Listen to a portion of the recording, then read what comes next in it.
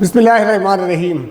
ذرا غور کریں آپ، جب کسی شخص کی فرض کر لیجئے کہ کوئی شخص ہے اور وہ شخص اپنی بیوی بچوں کی ذمہ داری بخوبی انجام دیتا ہے، ان کی کفالت کی پوری ذمہ داری ادا کر رہا ہے، سارے اخراجات وہ ان کے پورے کر رہا ہے، وہ ان پر قوام ہے اور قوامیت کی پوری ذمہ داری ادا کر رہا ہے، اس کے باوجود بھی اگر اس کی بیوی اور اس کے بچے کسی اور کے گن گائیں، وہ قوامیت، وہ اسٹرگل اور وہ ذمہ داریاں کسی اور کی طرف منسوب کرنے لگیں، تو ذرا غور کرو اس شوہر پر، اس باپ پر کیا بیتے گی اور کیا تکلیف اسے پہنچے گی، کتنا غصہ وہ ہوگا، کتنا ناراض ہوگا۔ ہو سکتا ہے کہ وہ اس غصے اور اس ناراضگی کے سبب اپنی بیوی کو اپنے گھر سے نکال دے، اپنے بچوں پر جو ہے سزا نافذ کرے، انہیں مارنا شروع کر دے۔ ایسے کیس ہوتے ہیں ہمارے ہاں۔ تو جب ایک شوہر اس چیز کو گوارا نہیں کر سکتا، اور یقیناً گوارا کرنا بھی نہیں چاہیے، اور یہ گوارا کرنے والی چیز ہی نہیں ہے کہ کوئی شخص اپنی بیوی کے سارے اخراجات خود اٹھاتا ہے، اس کے سارے خرچے خود اٹھاتا ہے، اور وہ تعریف کے گن کسی اور کے گائے، تو یہ چیز ایک شوہر کو بالکل بھی پسند نہیں آئے گی، اور وہ اس کے نتیجے میں کوئی دوسرا ہی روپ اختیار کر سکتا ہے۔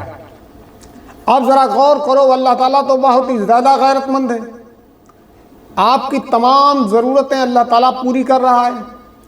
آپ کو روزی اللہ دے رہا ہے، آپ کو کھانا اللہ دے رہا ہے، پانی اللہ دے رہا ہے، آپ کو ہوا کے ذریعے آکسیجن اللہ دے رہا ہے، یہ اتنی بڑی زمین اللہ تعالیٰ نے دی ہے، سارے اخراجات اللہ تعالیٰ تمہارے پورے کر رہا ہے، ساری ضرورتیں اللہ تعالیٰ تمہاری پوری کر رہا ہے، تمہیں ایک چھوٹی سی چیز سے لے کر ایک بڑی سی چیز تک اللہ تعالیٰ ہی دیتا ہے، یہ زمین و آسمان اللہ تعالیٰ نے تمہارے لیے بنائے ہیں، سب کچھ اللہ تعالیٰ تمہیں دے رہا ہے، تم کو پیدا کرنے والا وہ ہے، تم کو زندگی عطا کرنے والا وہ ہے، اس کے باوجود بھی اگر تم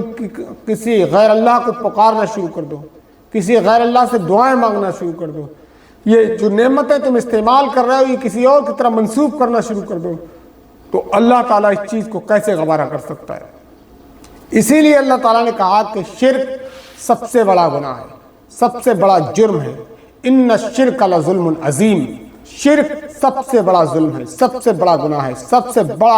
بڑی خطا اور سب سے بڑی غلطی ہے۔ تو اللہ تعالیٰ اس چیز کو کبھی گوارا نہیں کرتا، اور اللہ کے رسول صلی اللہ علیہ وسلم نے فرمایا جب اللہ تعالیٰ سے تم دعا مانگو تو سب سے پہلے اللہ تعالیٰ کی تعریف بیان کرو۔ یہ دیکھیے دعا مانگنے کی جو تہذیب ہم کو سکھائی گئی ہے، جو طریقہ ہم کو بتایا گیا ہے،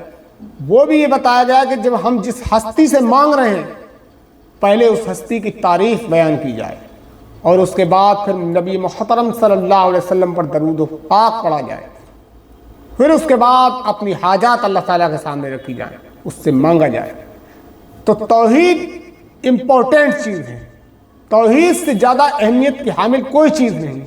اگر آپ کی زندگی میں توحید نہیں ہے، اگر آپ اللہ تعالیٰ کو ماننے والے نہیں ہیں، اللہ تعالیٰ کی وحدانیت کو قبول کرنے والے نہیں ہیں، جبکہ سارے اختیارات اللہ تعالیٰ کے ہاتھ میں، سب کچھ اللہ تعالیٰ کرنے والا ہے، چاہے تم کسی کی طرف کوئی چیز منسوب کر دو، لیکن حقیقت یہ وہ کچھ کرنے لائق نہیں ہوتے ہیں، جو کچھ کرتا ہے وہ اللہ تعالیٰ ہی کرتا ہے۔ اس کے باوجود بھی اگر تم غیروں کو پکارتے ہو، اپنے ہی جیسے انسانوں سے لو لگاتے ہو، اپنے ہی جیسے انسانوں سے امیدیں باندھتے ہو، تو یہی شرک ہے۔ شرک سب سے بڑا شرک یہ ہے کہ تم اللہ کو چھوڑ کر دوسروں کو پکارو، وہ صفات جو اللہ تعالیٰ کی ہیں وہ دوسروں میں ڈھونڈنا شروع کر دو، یہی سب سے بڑا ظلم ہے، سب سے بڑی غلطی ہے، یہی سب سے بڑا جو ہے گناہ اور شرک عظیم ہے۔ اللہ کے نبی صلی اللہ علیہ وسلم جب دعا مانگا کرتے تھے تو ڈائریکٹ اللہ تعالیٰ سے مانگتے تھے، آپ صلی اللہ علیہ وسلم کسی پیغمبر کو بھی بیچ میں نہیں لاتے، آپ صلی اللہ علیہ وسلم سے پہلے بہت سے پیغمبر آئے، بڑے بڑے جید پیغمبر،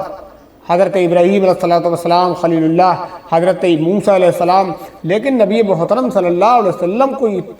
نے کبھی بھی کسی کا واسطہ اللہ تعالیٰ کو نہیں دیا۔ اللہ کے نبی صلی اللہ علیہ وسلم ڈائریکٹ اللہ کو پکارتے تھے، اور آپ صلی اللہ علیہ وسلم کے بعد آپ کے صحابہ کی زندگیوں کو دیکھیے، کسی بھی صحابہ نے کبھی بھی نبی اکرم صلی اللہ علیہ وسلم کا حوالہ بیچ میں اللہ تعالیٰ کو نہیں دیا،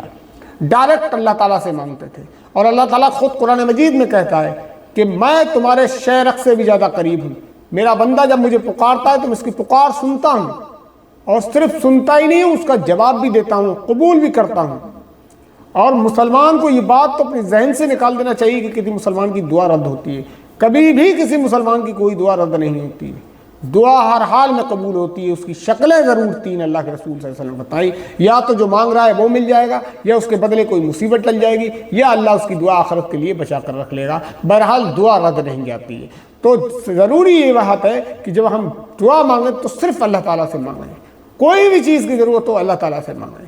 یہ چیز اللہ تعالیٰ کو پسند نہیں ہے کہ تمہاری ساری ضرورتیں تو اللہ تعالیٰ پوری کر رہا ہے اور تم مانگنا دوسروں سے شروع کر دو، تو یہ اللہ تعالیٰ کو بالکل ہی پسند نہیں ہے، بہت ہی زیادہ ناگوار گزرتی ہے اللہ تعالیٰ کو، اور اس کی بہت سخت سزا ہے۔ اللہ تعالیٰ ہم کو ان چیزوں پر غور و فکر کرنے اور اپنی اصلاح کرنے کی توفیق عطا فرمائے۔